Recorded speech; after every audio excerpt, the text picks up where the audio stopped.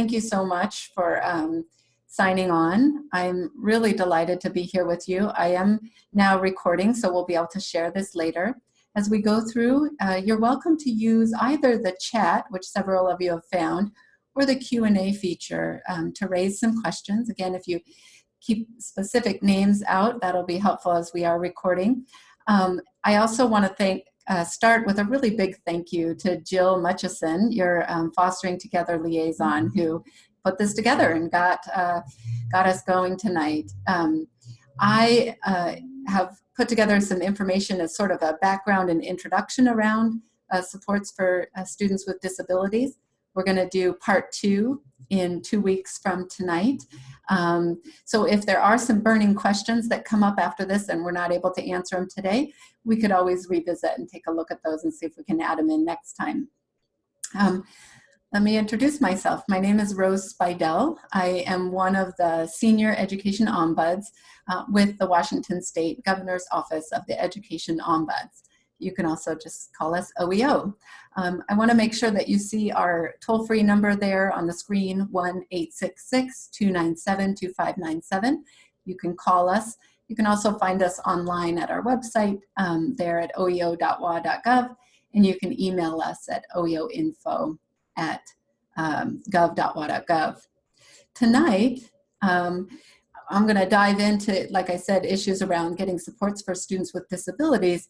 Just briefly, history of the OEO. We're a small state agency that was created now about a dozen years ago by our state legislature, really in response to advocacy by people in the community, especially communities of color, families of students with disabilities, who really wanted to make sure that there was an entity, a part of the system that was there to try to help families navigate, sometimes take away some of the mystery around processes, and really focus on access and inclusion and equity within our public schools. Make sure our public school system is living up to the promise of a free and ample education for all kids.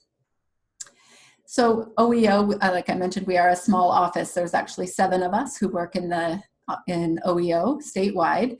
And we do our work in what we think of as kind of 3 big buckets. We do individual casework where we work with a family sometimes if we get the family's permission, we can work directly also with the school, try to help facilitate communication, clarify concerns, serve in kind of a mediating or facilitating role. Most of the calls we get are from family that are concerned or have questions about a child. We also get calls from community professionals who are working and engaging with a school around a child and their access or supports. We work with families. We can work with families for up to a period of time of a few months or about 4 months. We're not able to dig in with every family that calls. When we can, we try to give quick information.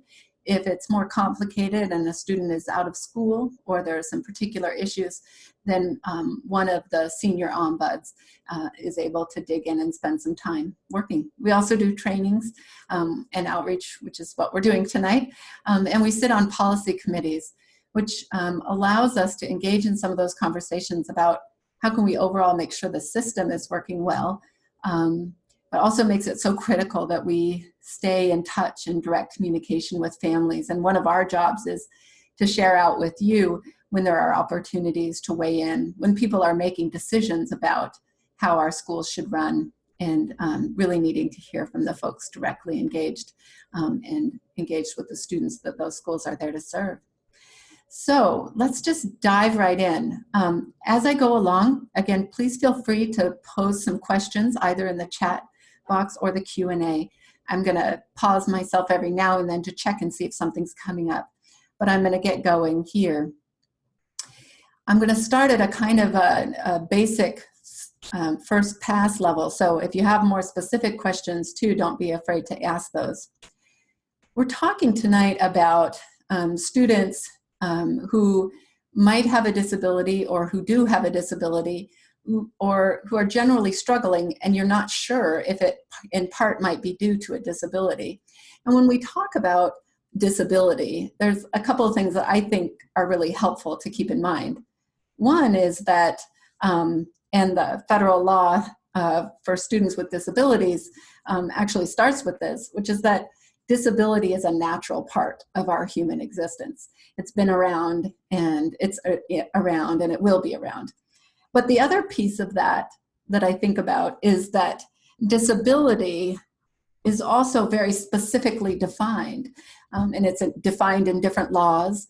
We're going to focus on the laws that apply in schools, but that's just the law. We also know that as societies, we kind of identify and define and respond differently to different types of disabilities or conditions, and that changes over time. And so we are going to look at the specific laws that exist to protect and ensure that students with disabilities have access to public education. The two that we're looking at, you'll see here on the slide, are Section 504 of the Rehabilitation Act. That's a federal law. It's an anti-discrimination law. And then also the Individuals with Disabilities Education Act, which is known as IDEA. So one of the things that you can see visually in this circle here is that there's a small circle, there's a mid-sized circle, and a large circle. The large circle is meant to represent all kids in our state, in our schools and communities, right? And that's all students, whether or not they have a disability. Within that, there's a mid-sized circle, which is some students who have a disability as it is defined by Section 504. And here's one of the critical pieces of 504. It defines disability really pretty broadly. And in fact, schools are encouraged to interpret that definition broadly. And under 504, a disability is any mental or physical impairment that substantially limits a major life activity. So a student might have, for example, asthma.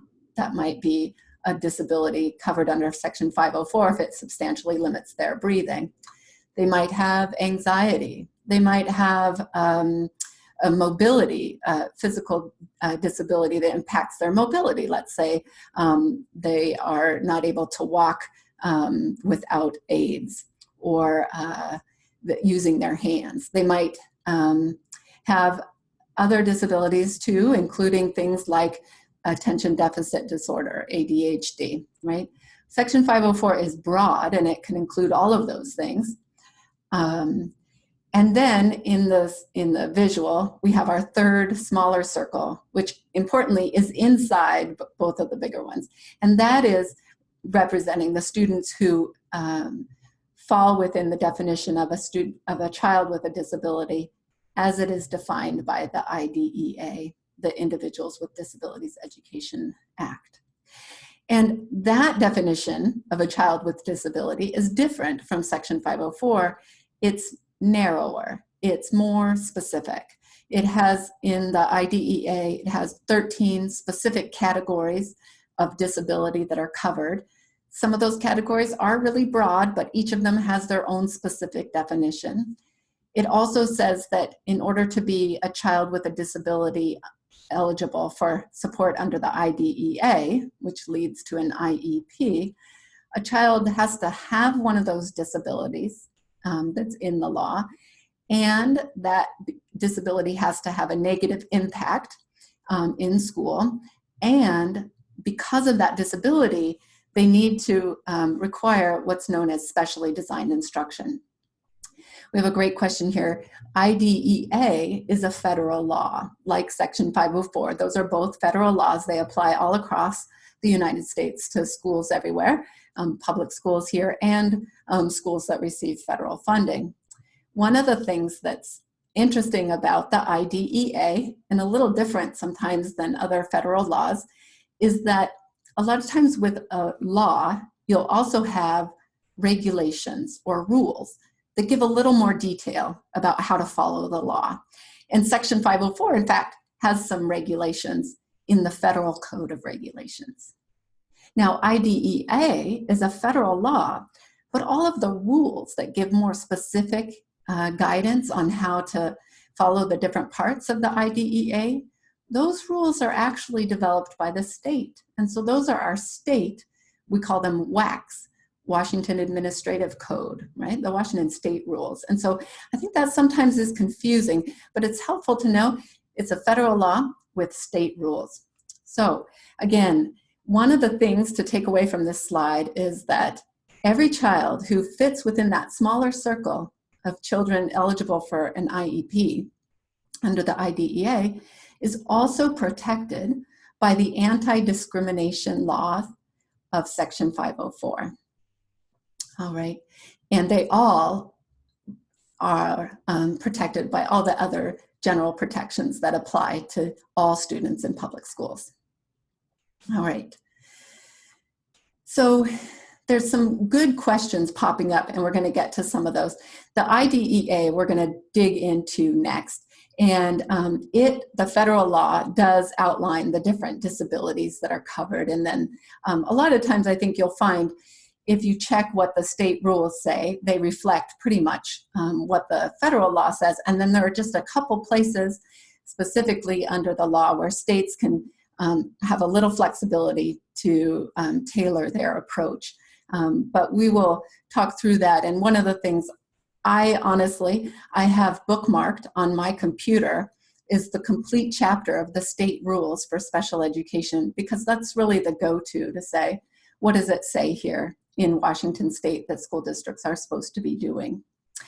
We have a good question too about, what does it mean to have a negative impact or an adverse impact, which is part of what you look at in looking at whether or not a student needs a 504 plan or an IEP, for example.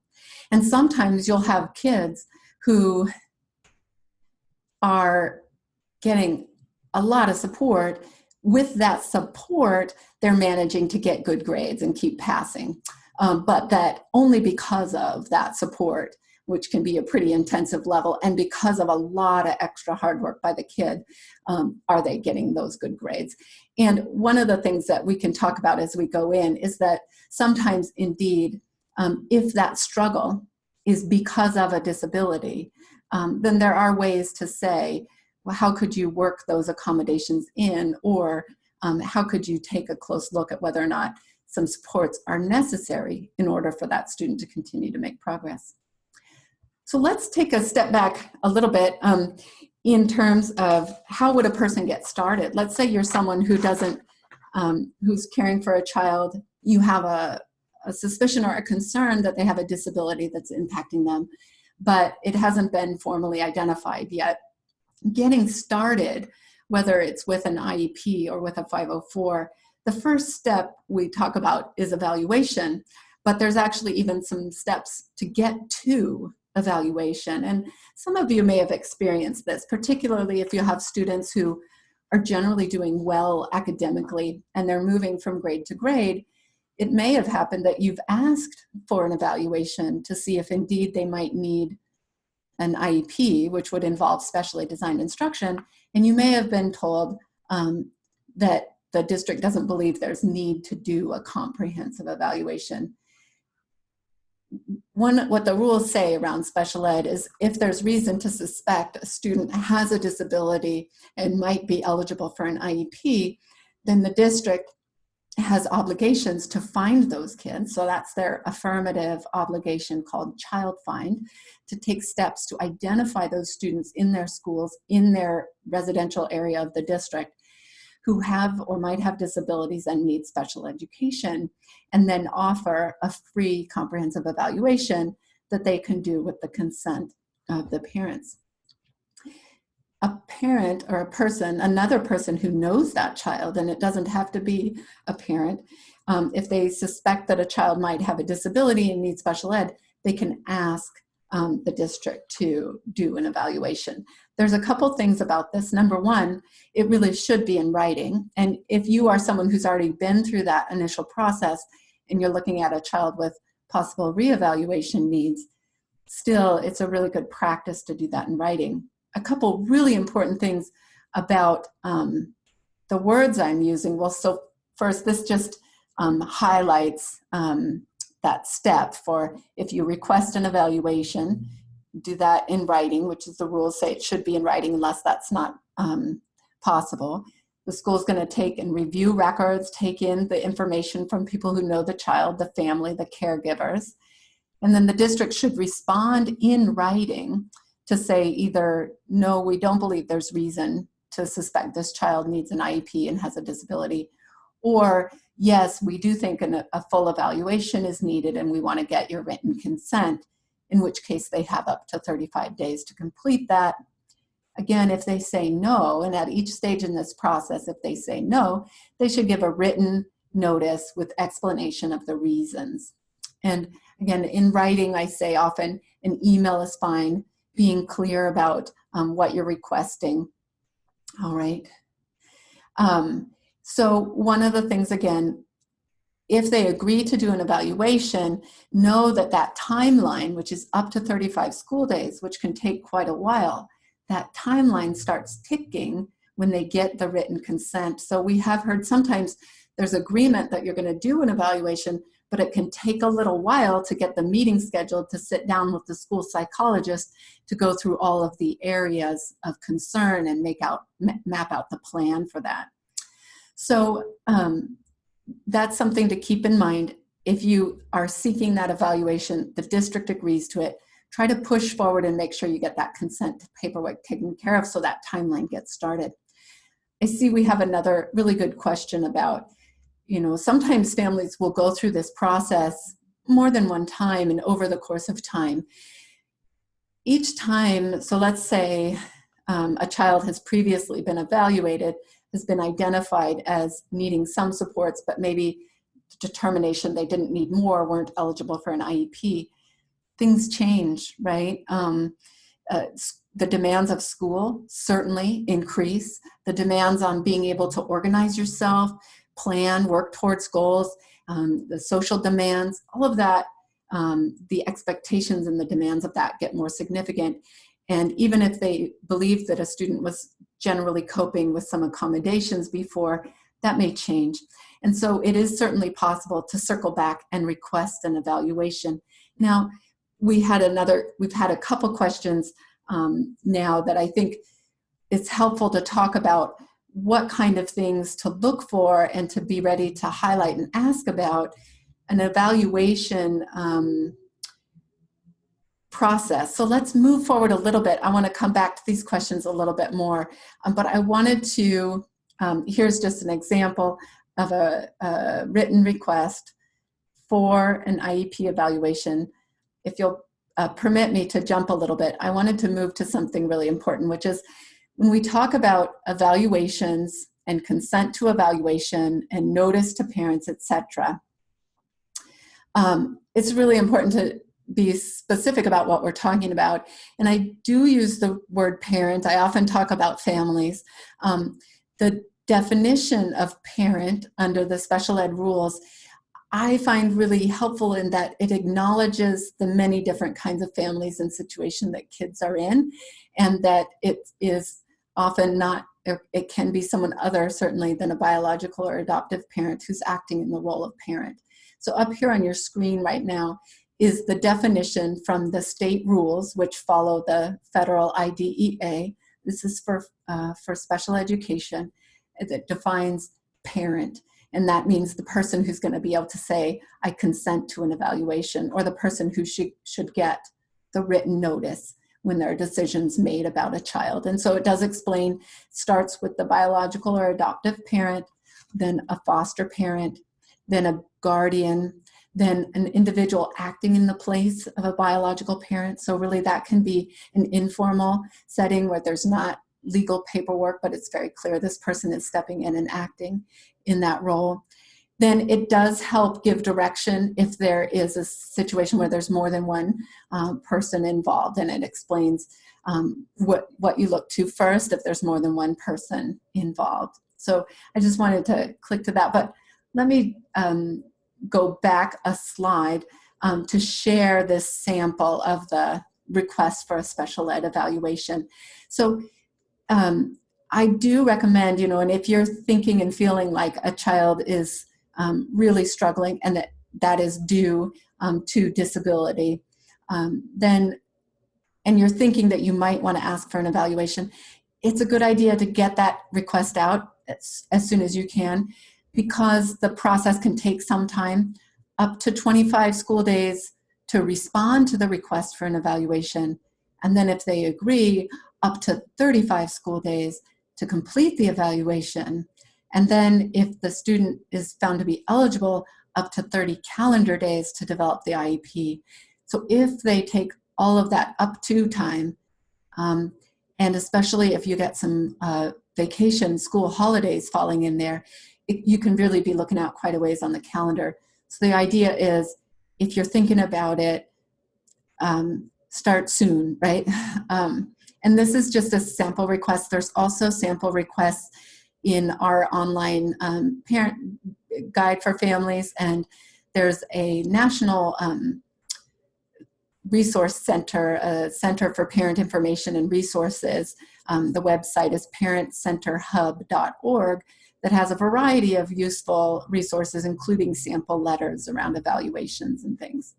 So when you make a request, I really think it's valuable to have a real clear and specific subject heading. Sometimes you're going to need to circle back to the school about more than one thing, but a request for an IEP evaluation is something you want to make sure it's clear, they're not going to miss it. There's not a rule about who that goes to. If you have someone who does not yet have an IEP, then sometimes the school counselor, their principal, including the teacher, could be helpful. So you're talking about the initial evaluation. You know, if you have had this conversation, you haven't heard back, taking a look at your district's website, see if you can find the special education or special services department.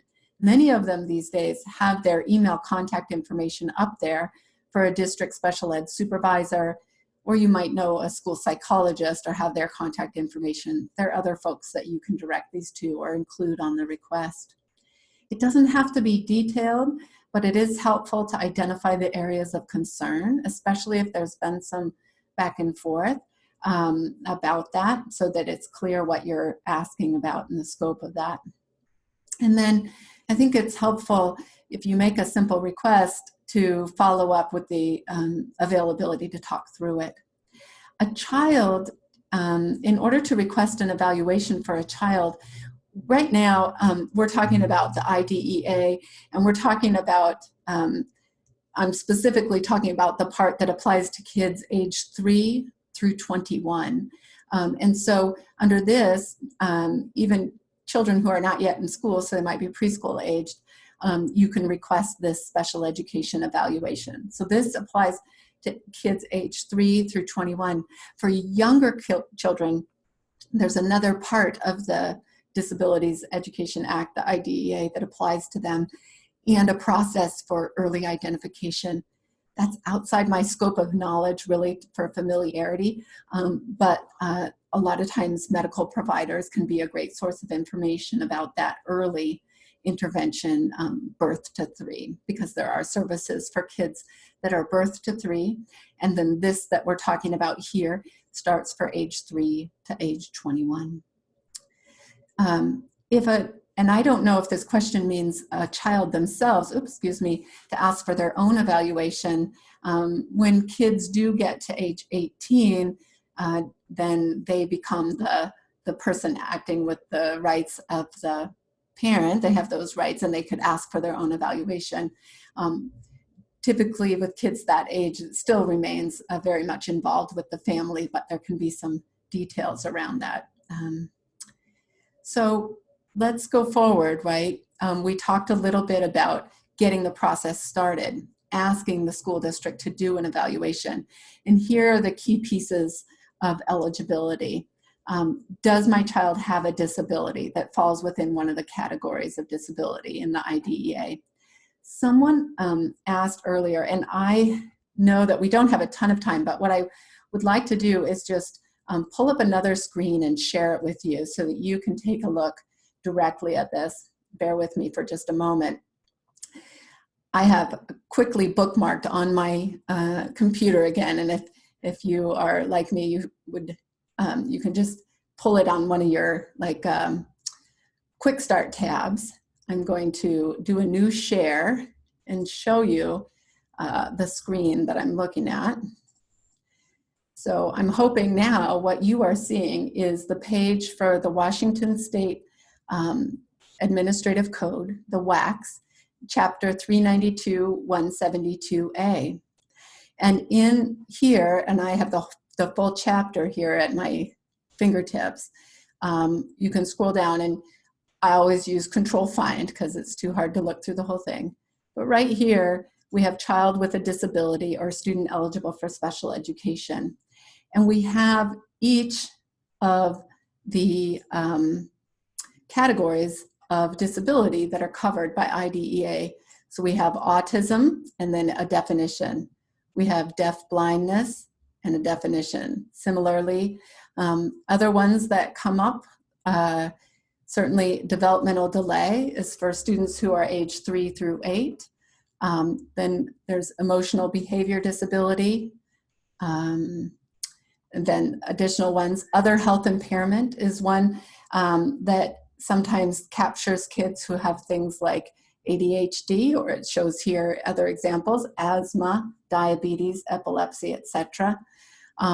There's also specific learning disabilities. So if you are struggling with this issue and you've had some back and forth with the district about whether or not a child fits the eligibility criteria for an IEP, if you have time and easy access to the internet, and you're on Zoom, so you've got some of that capacity, I think it can be helpful sometimes to take a look at these specific definitions, and also if you can have someone who can kind of talk through it with you. So that is a place to find it. The question is, so if the diagnosis, let's say a child has a particular diagnosis from a medical provider, but you're not seeing it here in this list, right? Is there no way to qualify for an IEP? One of the things I would say, and this is a really helpful question to think about, a diagnosis from a medical provider can be helpful in answering the question of whether or not a student fits within one of these categories, but it's generally not required. And it also is generally by itself not enough. These categories are really defined specifically around the educational realm and what it means to be a student and potentially have a disability. And so what I would wonder for that question is to dig in a little bit more specifically. What are the ways that the child's difficulties show up, right? Do they show up in a learning disability or real challenge in here it says understanding or using language, spoken or written, right? Do they show up as emotional or behavioral challenges? So sometimes that a child who really struggles with fear or anxiety or whatnot. I guess what I would say is that these categories, some of them are broader than we initially think, and certainly are not necessarily limited by a particular medical diagnosis. And I just will say again, hearing that a medical diagnosis is not the same as an educational, and that a child must have an educational identification of the disability in order to qualify. Yes. So again, what we're talking about, because we're very specifically talking about supports for a child at school, what we're looking at here on the screen are the rules to implement the Disabilities in Education Act. And so what they've said is this is going to apply to kids who have a disability as defined here that impacts them at school in such a way that they need specially designed instruction. And so take, for example, even autism, and I say even because I think there's been so much work to understand it. The medical field has been developing that expertise around diagnosing, right? So you might go to a doctor, you go through a long process, and they say, this is a child who has autism. And the medical doctor is looking at the DSM 4 or 5, whatnot, right? And they're qualified and they're making that diagnosis. And you go to school and you say, my child has autism and they need an IEP. And we look here and it says, yes, autism is one of those categories of disability. And the school says, well, that's a medical diagnosis. We still have to do an educational evaluation.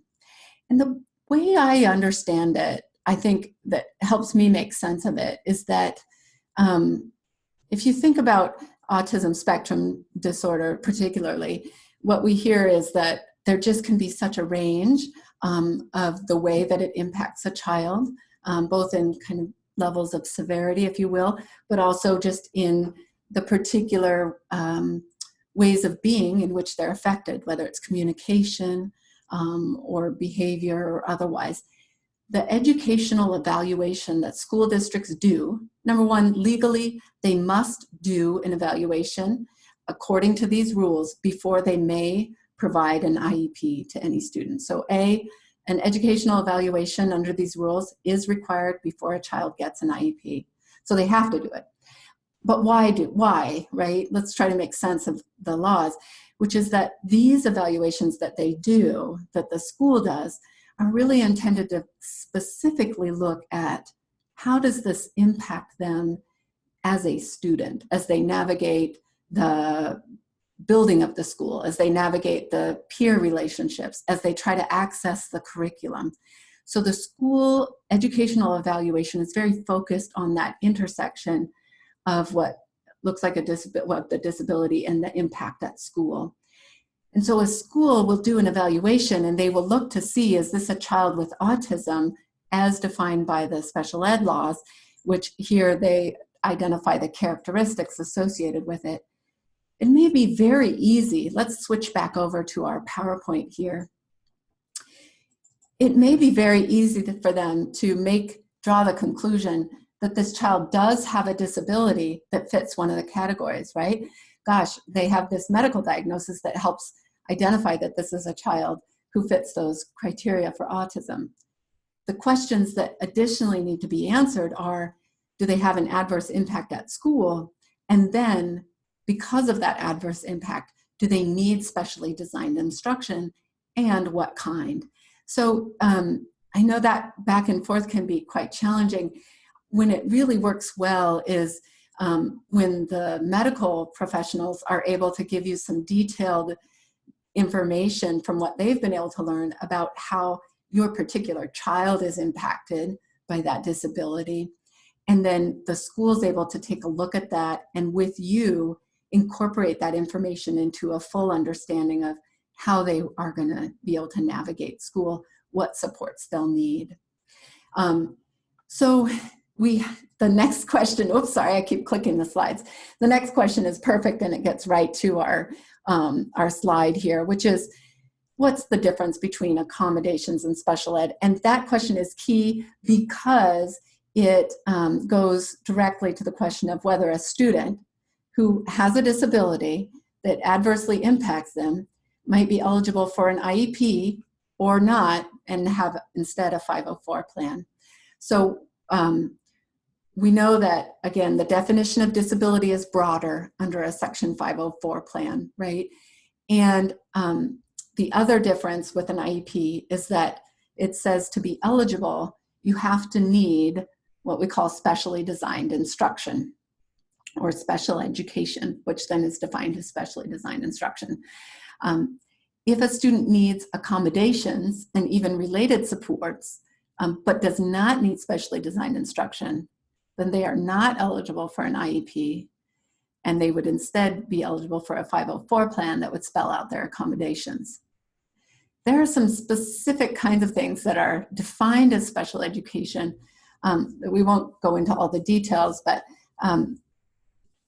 when I think about accommodation versus special education or specially designed instruction, there's some that I think that are easier to find the line. So let's take, for example, a child with ADHD, or let's take two kids with ADHD.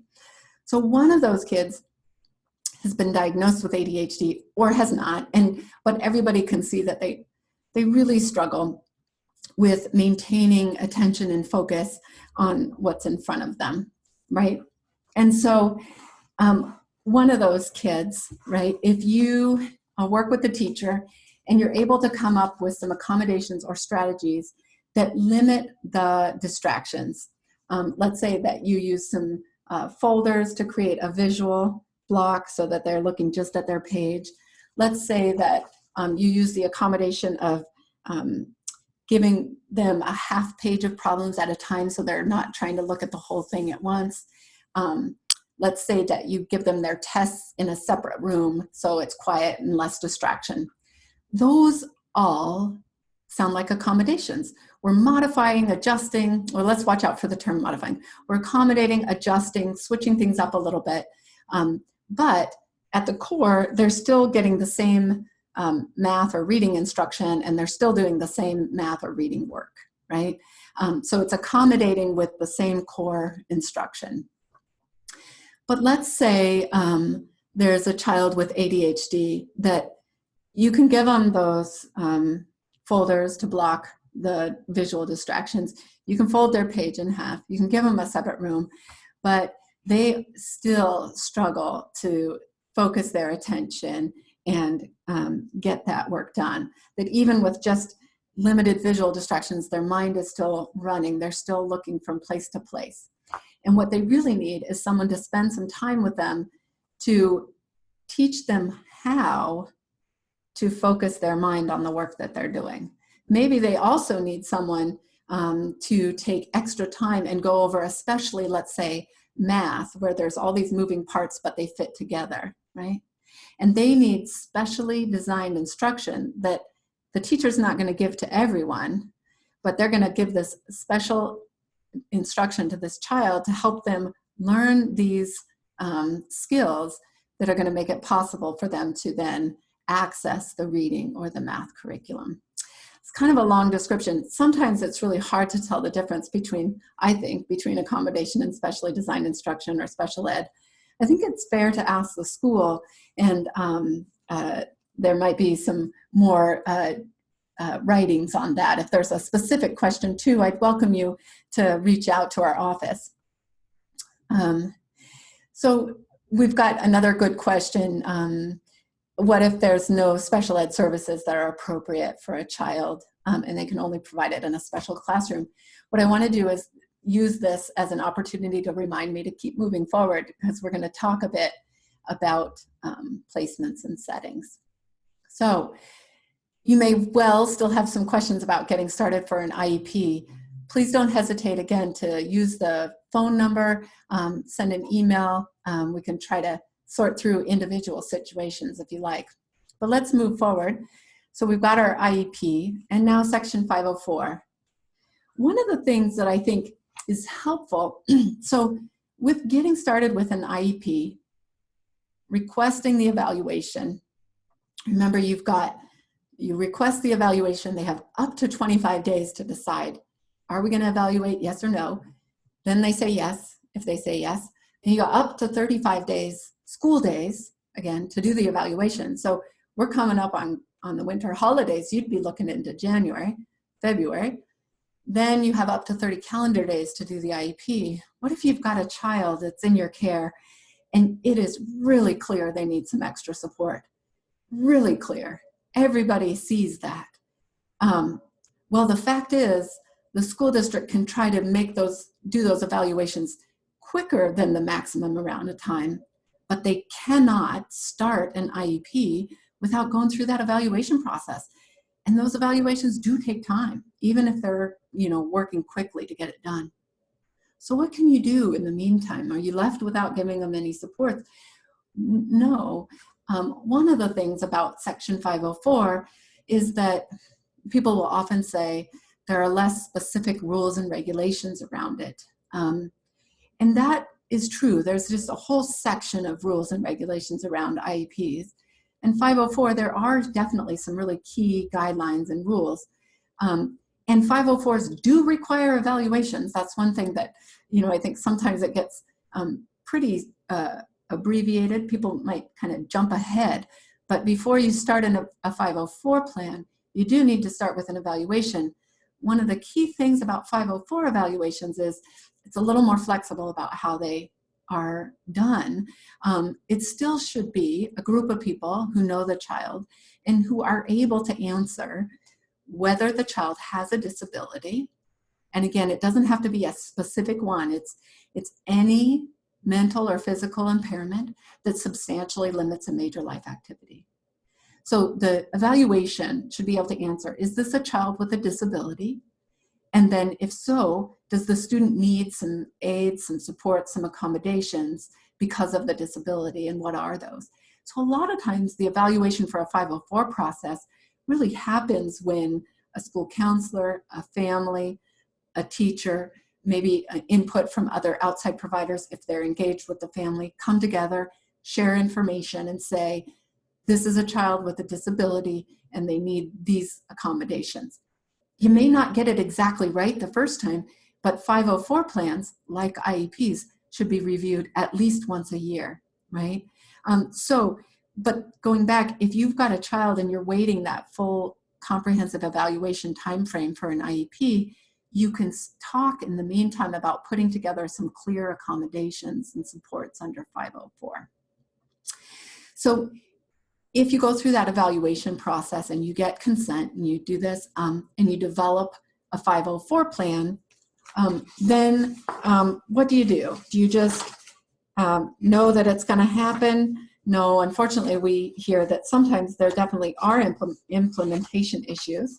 But let's first make sure that we get started. Here's a sample request for a 504 evaluation. Here's one key, a question around how can you get a 504 plan enforced? I am a believer that when I understand why I need to do something and the importance of it and what happens if I don't do it, I tend to be more responsive or on the ball or proactive, if you will. I mean, sometimes I'm going to do something because I know I have to. But the better I understand why, the more often it is not even an issue I will just do, right? I don't have to motivate myself or remind myself because I appreciate the importance of it. Not always, like most of us.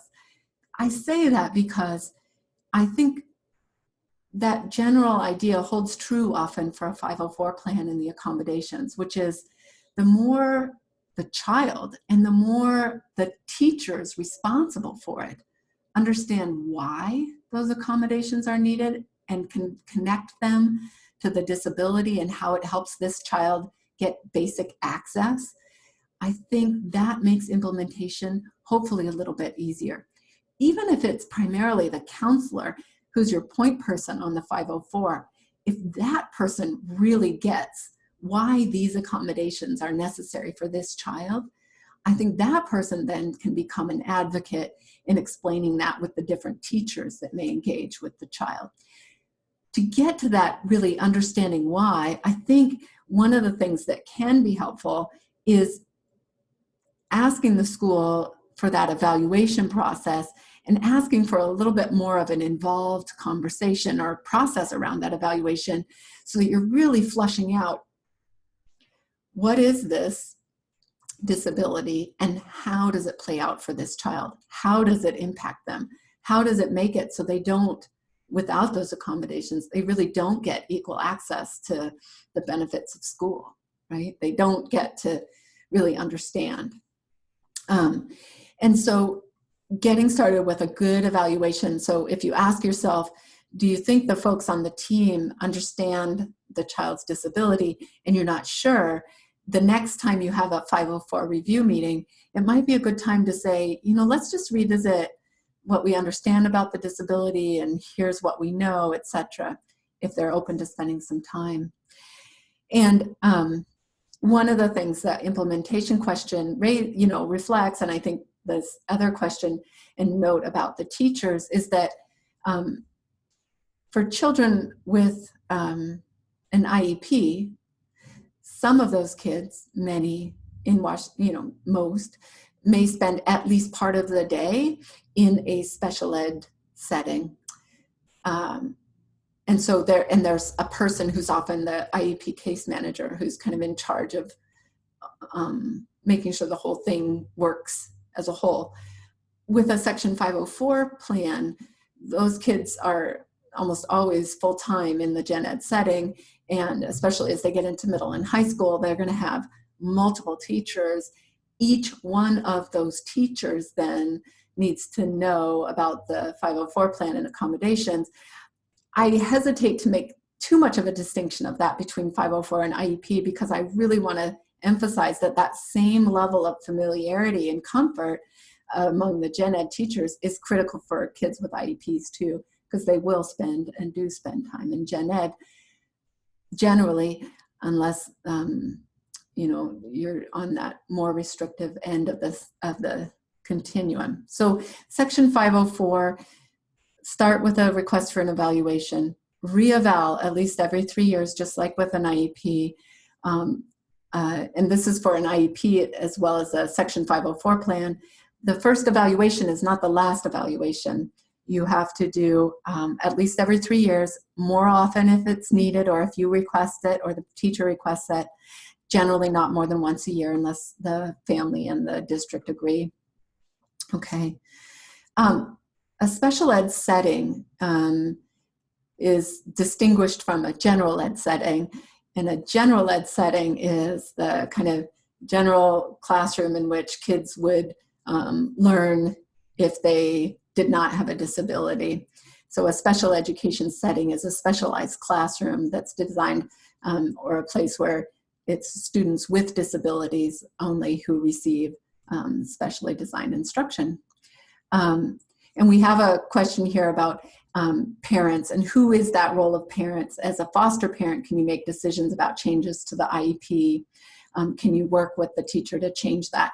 And I would just refer you back. I don't want to click through because it becomes a little visually disorienting, but in the slideshow a few slides back, there I have quoted the definition of parent from our state special ed regulations, and that clearly identifies that in circumstances, foster parents are the ones who can act as parent.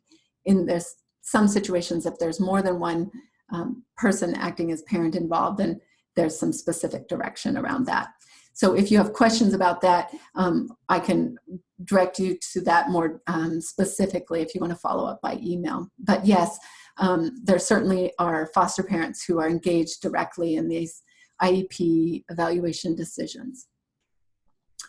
Okay, so we're getting these settings and placement questions, and the note at this slide around reevaluations, I think, is an important one, especially if you're working with children who are moving around, right? They may be moving within a district from school to school. They may be moving from one district to another. They simply may have had other disruptions. When there are those kind of disruptions in the school progress or where they're going to school, those also sometimes become moments when you check in and look, what does the current IEP say about what kind of setting or placement this child is in? For a child with an IEP carries from one district to another within the state. They need to implement as closely as they can the IEP that comes from another district until they update it or do a reevaluation and then update it, right? But the placement, sometimes, you know, there's some ones that are kind of common. So it might be what we call general education with some pull out to a resource room. A resource room is a common term used to describe a special education classroom where students receive different kinds of instruction, often academic instruction, for a part of their day, but usually not all of their day.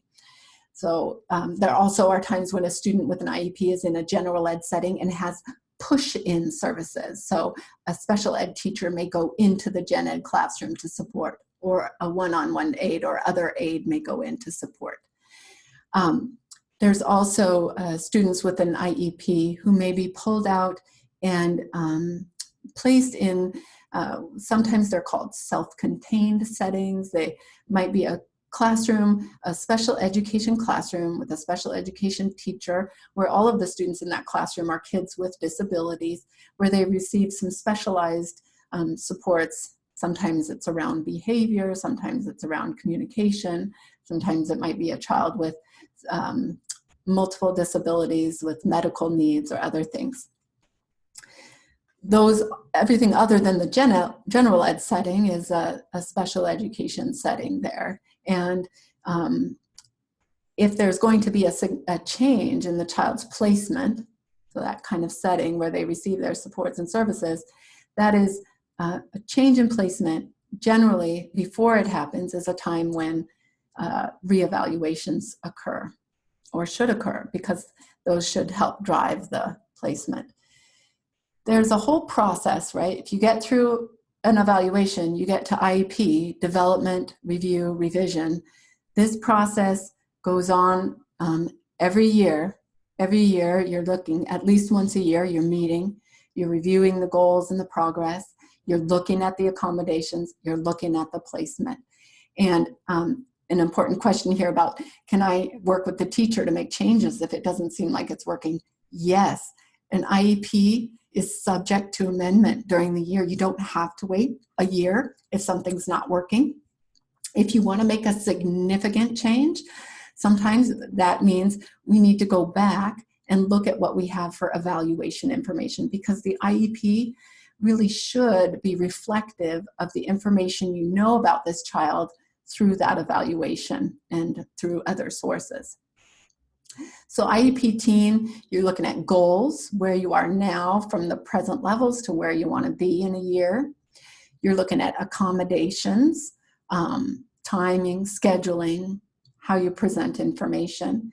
You're looking at your service matrix. And I'm afraid to acknowledge that I took so much time talking about evaluations that we're not going to have enough time to really dig in and get detailed about these IEP pieces. We are going to have part 2, so we can circle back a little bit on this in a couple weeks as well. The service matrix is a section in every IEP that describes the area of service. So here's an example that says math, reading, and social skills. It tells you who's going to provide that, because it can be a special ed teacher. It might be a general ed teacher. It might be an aide. But it always, if it's special education, must be designed, supervised, and monitored by a special education teacher, or in the case of speech services or occupational, by that professional. It will tell you the frequency, how often and for how long, and it will tell you the location, whether special ed or general ed, and then the start and end date, and that usually follows the year of the IEP. Whoops, excuse me. So that's our matrix. It's helpful to find it sometimes if you're wondering, what is my child working on? How much time are they spending on this or the other thing? You should be able to look at the matrix and find it. The other thing I find that is helpful, if you're not quite sure what their day is looking like, is to look at both the IEP service matrix and to look at a daily schedule, and to make sure that within that daily schedule, they're getting there's room for all those minutes that they're supposed to be getting, but that there's also not more than that in the special ed setting, so that they're really getting access to general ed as well. And here we finally get to that placement continuum, is what it's called. And what the rules say, and you might have heard this, is that children with disabilities should be served. They should receive the service of special education in the least restrictive environment in which they're able to access and make progress on the general ed curriculum. The least restrictive environment, if you're talking in general, starts out over here on the right in the general ed setting, which means that we're going to bring supports and services and accommodations to this child right in the general ed classroom where they would be if they didn't have an IEP. We're just going to bring it all there. That's the least restrictive environment. Then more restrictive means you get pulled away from that setting where you're with kids with and without disabilities, right? So if it doesn't work to push in all that specialized instruction and support, we might pull them out, but only so much as necessary for them to be able to make progress. So pulling out, and sometimes that will start with, like what we said, is a resource room. And then for some situations, and again, only if they're not able to make progress and participate in general ed with supports, they don't have to be able to participate in general ed independently, That's not the requirement. And that is an area where a lot of times there is some push and pull, because it can be, it can be more costly to push supports in sometimes in terms of staff supports, but there's other kinds of supports. But the key is, can they be successful in general ed with supports? And if the answer to that is no, then you pull them out only as needed, including to specialized classroom settings, which again, sometimes are called self-contained. From specialized classroom settings, there's more restrictive is in specialized school settings, and then more restrictive would be home or hospital settings. Someone had asked earlier, what if the school says they just don't have anything that's appropriate? Some school districts, if they don't have a placement that's appropriate for a child within their district, then there are certain approved, what they call non-public agencies or specialized programs that they can contract with to provide the services for a student. Those tend to be more restrictive. The push to get services put into a general education classroom, that sometimes turns on whether or not you can get some additional adult support there. And that often comes back to whether you have data that supports and describes the student's needs and how those supports could respond to the needs. If you have specific questions around those things and you're puzzling through an individual situation, again, please don't hesitate to call or be in touch with our office, and we can either, if we can't dig in as deeply, at least hopefully we can give some information and ideas to get you going. Transition planning is so important, and the law says you have to add it to the IEP at least by the time the student's going to turn 16. But the reality is that the sooner you start working with a young person on developing their sense of themselves, their understanding of themselves and their needs, their ability to advocate for themselves and identify what they want, and then how to get that, the more successful they'll be able to kind of look towards what do they want to do after school. A transition planning for students with IEPs refers to those times when you're looking at for what you're going to do after you graduate from high school. Graduation from high school is absolutely a goal, but it's not the ultimate goal. IEPs are supposed to prepare kids for life. So you really want to think about transition planning. If you have a child who's in high school, be looking at the transition planning and thinking about it.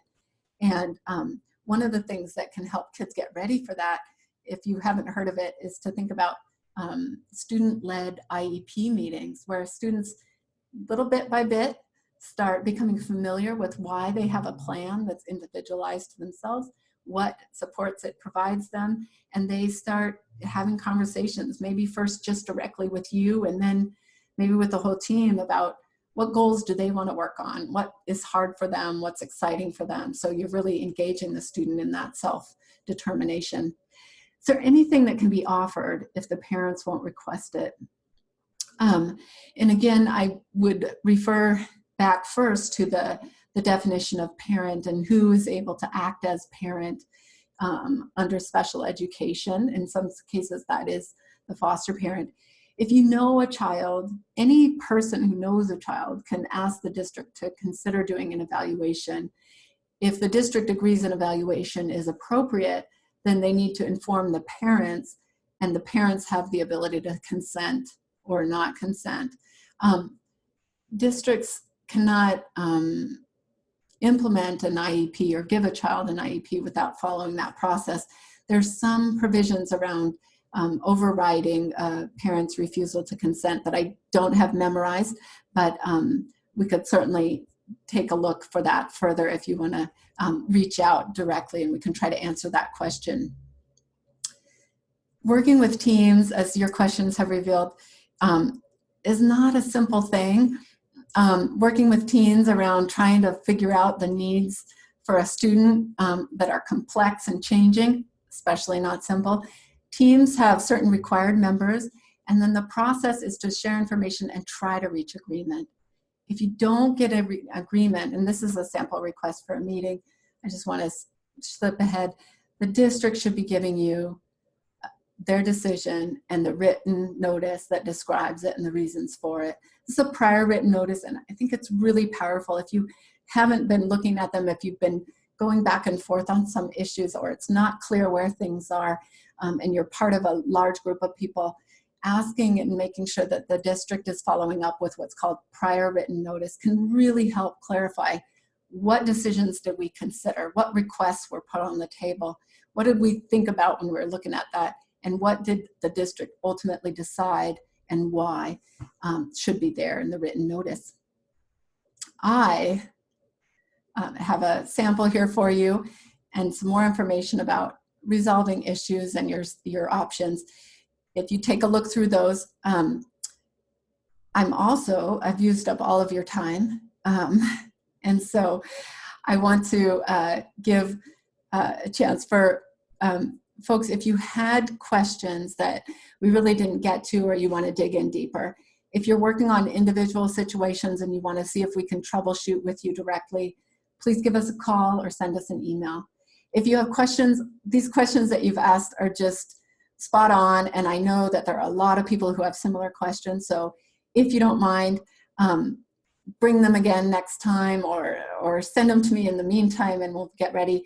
You will not automatically be registered for part 2, so please do register and you will get an email like you did for this session.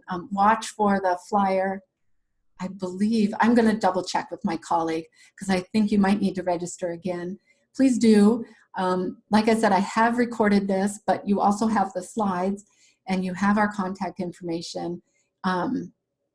And I just thank you so much for this chance to join you. I wish we were all in person so we could do a little more give and take, but let me know if you have questions. It looks like, do I have a hand raised somewhere? I'm not exactly sure how to, there we go. So thank you for everybody who did ask questions, and a training certificate. I am going to send those questions and credit for foster parent training. Those questions, please direct to Jill Mutchison. She is the wonderful person who got us here together. There you see it. Jill will take care of everything for you. Thank you, Jill. And thanks again, everybody, for signing on. I am looking forward to seeing you, hope many of you, and please invite others in 2 weeks' time. And I will be sending an email afterwards with a quick survey to get your feedback. Hopefully we'll be able to send that out to you within the next couple days. So thank you very much.